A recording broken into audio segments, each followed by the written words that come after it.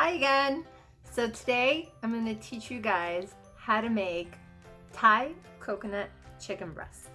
It's eventually going to be used with pad Thai, but my boyfriend is going to make the pad Thai, so I'll try to catch him tonight and film him so you guys can watch a guy cook for once. So I know some response I received from my YouTube followers was that it's kind of weird to watch me cook instead of bake, but these are strange times and desperate times call for desperate measures, and I love to cook more than I love to bake, so I wanted to share with you guys. So come on over and watch me make Thai coconut chicken. So I already went ahead and cut one of my chicken breasts, and I'm going to start with the second. Start with clean hands, a clean board, a clean knife, and remember, anytime you work with a chicken, raw chicken, make sure you sanitize all of your working surfaces. Now, if you're a vegan or a vegetarian, this is very easy to modify with tofu. So the trick to cooking with chicken in Asian dishes is thinly slicing it. So you want to have a really sharp knife and just go really thin slices. As you get closer to the middle of the chicken, the slices will get longer, but you want it to be thin.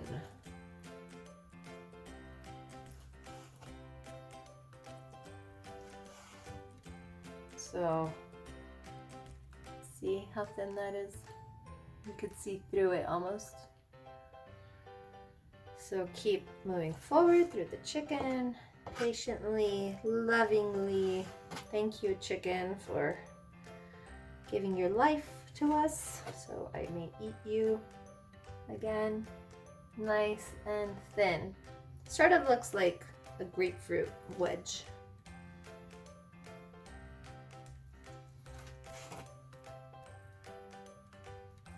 Cooking is so therapeutic for me.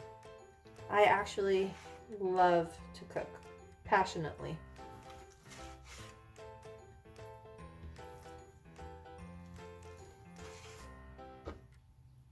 Keep going. I don't know why I'm talking. I'm probably going to edit all of this out. But who knows, maybe I won't.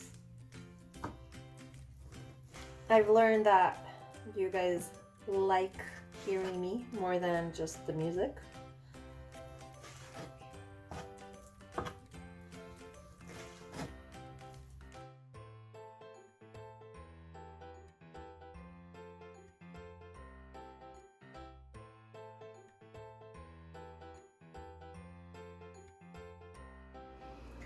Okay, so we're gonna start with fresh ginger.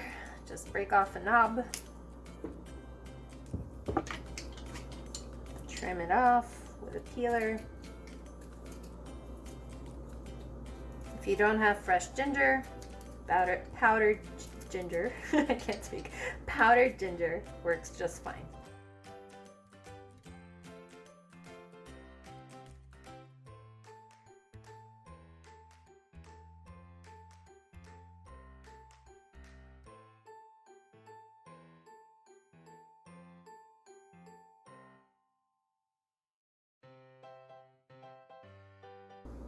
All right, next step, I'm gonna grab my garlic cloves. I'm a huge fan of garlic, so I always go extra. Here's my garlic press. If you don't have a garlic press, that's fine. You can chop it up, but you wanna go extra fine so that the chicken pieces really absorb that garlic flavor. This guy's a little big, so I'm gonna half him.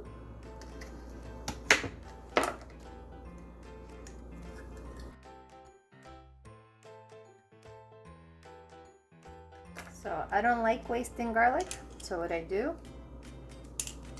I remove the inner piece and then I scrape out the squashed garlic and I use it. Okay, next up we're gonna add lime.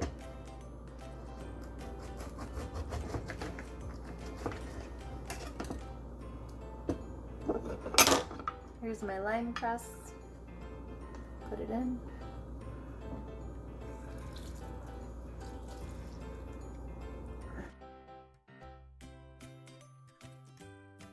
And last is coconut milk. So not the kind of milk that you're drinking out of the milk section, but the canned kind. When you open canned coconut milk, you always see a solidified part, which is perfectly normal. So I'm gonna pour that out. I'm gonna use my knife to soften it up. There we go.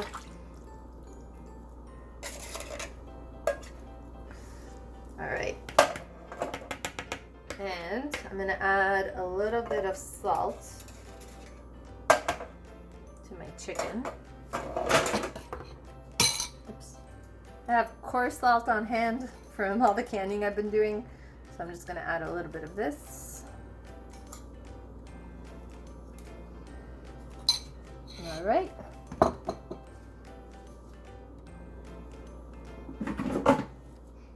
Then I'm just gonna mix it all together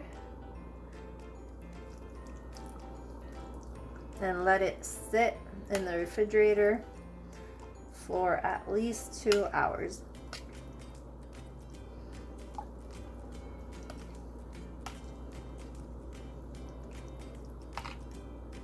So wrap in saran wrap and place it in the fridge. I'll meet you guys when it's frying time. Okay, so this has been chilling for 2 hours and it is ready to cook. It's obviously not gonna cook this way, I'm just showing you in the camera. So I'm gonna use the pasta strainer to pull my chicken pieces out.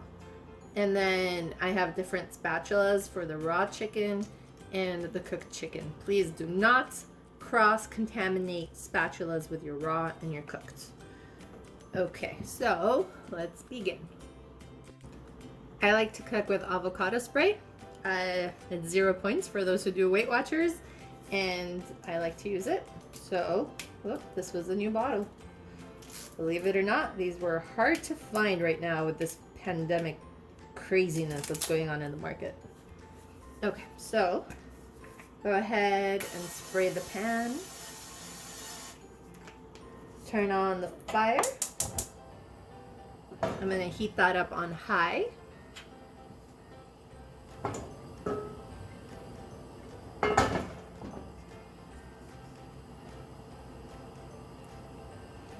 So while that heats up, make sure you mix your chicken a little bit to get the bottom flavors incorporated back to the top.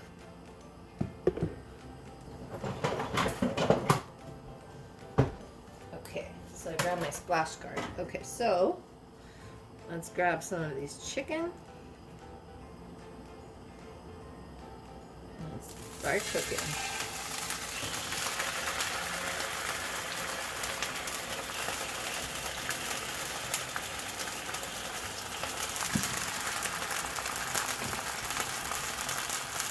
I'm gonna put my splash guard on there.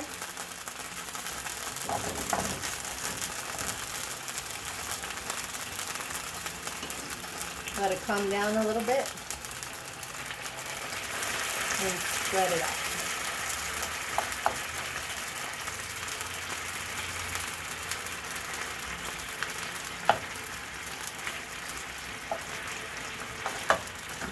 If you don't own a splash guard, I highly recommend it.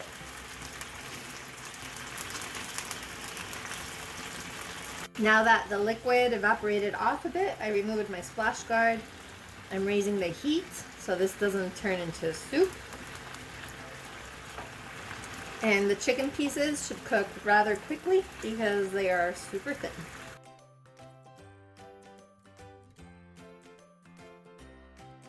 This is a recipe I completely winged. As long as you know what flavors you taste when you go to Thai restaurants, it's really easy to replicate.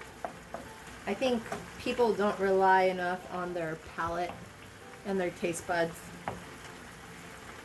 to come up with their own recipes.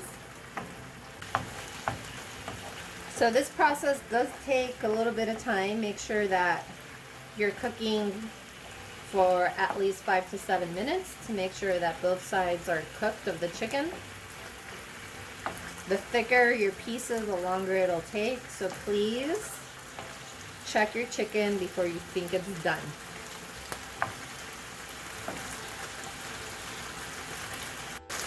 So at this point, the coconut milk is evaporating more and kind of splashing again, so I lowered my flame. I lowered it to medium-low so that it doesn't start burning. And I'll just continue cooking until the coconut milk has evaporated. And that's how I know that my chicken is done. Okay, so they're done. One test I do, which is probably not the way to do it, but I always try to cut the chicken in half, and if it cuts easily, I think it's done. So I'm just gonna grab this guy now for the cooked chicken, and let me get one close to you guys. Let's see. Could I focus that? See how thin it is?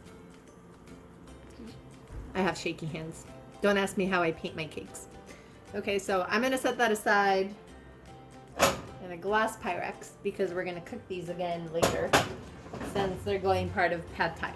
So I'm just gonna repeat this process until all my chicken is cooked.